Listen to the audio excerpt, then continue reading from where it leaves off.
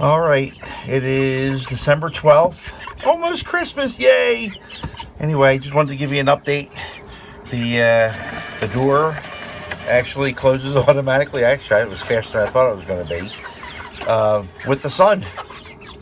Let me give you an up and down again. Hold on, let me switch hands. But this actually opens up before I'm even up in the morning. As soon as the sun comes up. And then dark. Just give it a second. That is a universal car antenna. Mounted upside down. Here we go. And it doesn't come down with any kind of force, so I don't have to worry about the chickens getting hurt. And even though I don't use the full range, it will stop automatically after it runs its course. And when the sun comes up, it opens up. And that's running on 12 volts. And that was actually pretty cheap. $17.99, I think, on eBay, shipped. And that is wired to, that is a photocell switch that senses light and dark. And I didn't have to do any kind of switching. That is the actual relay, so there's no additional relays involved. You just pretty much wire it up. That will work on AC and DC, so depending on what kind of current you want to use. The door, I made a wooden track with about 1/4 of an inch forgiveness.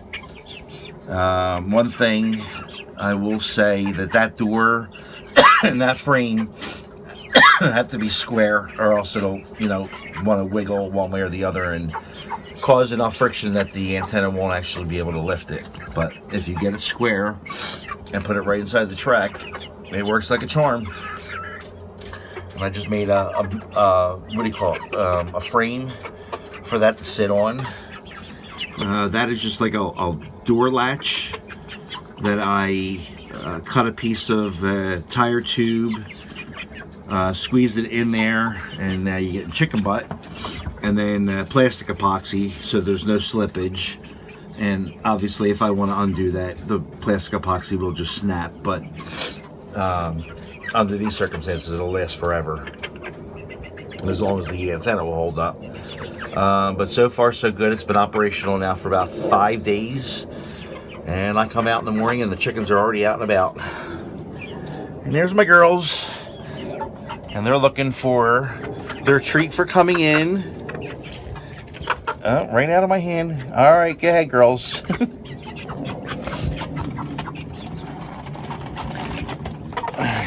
Give them some scratch so they're not all fighting. I did have a little issue with some henpecking. Just give me a second here, get another handful. If you look at this girl right here, she got the back of her head balded out and bloodied up pretty good. So I had her separated for about 3-4 days until she healed up. And then there's another girl in here with the same condition from the very next day. So 2 of them were sitting outside over the weekend. And they actually did okay. I made them a nice little nest. I blocked it off with some towels, blocked off the wind, gave them some place to sleep. But I actually built a brooder into this, so that's where they slept, in the brooder. So anyway, that was until the blood pretty much went away, because once they pecked the feathers, it started bleeding. And once they saw the blood, they all joined in. So whoever started the henpecking, the rest of them finished. So if you see her head, it's about 2/3 feathers missing. And then the other one's back there. You can still see pink on her feathers. I don't know if you can see it from here, but you can still see pink on her head. But they stopped, so everybody's back to normal. They're all growing up. I'm starting to see like bluish green feathers on some of them now. I don't know if you can see that or not, but the shine is like bluish green. So in the sunlight, they're actually like almost like peacocky. It's actually pretty cool looking. But that's it for now. So they'll settle in and all go to sleep. So far, nobody's really roosting. Nobody's using the roosting bars yet. So one big difference is they're not chirping as much like chicks anymore. They are starting to cackle a little bit like hens. And you can start to hear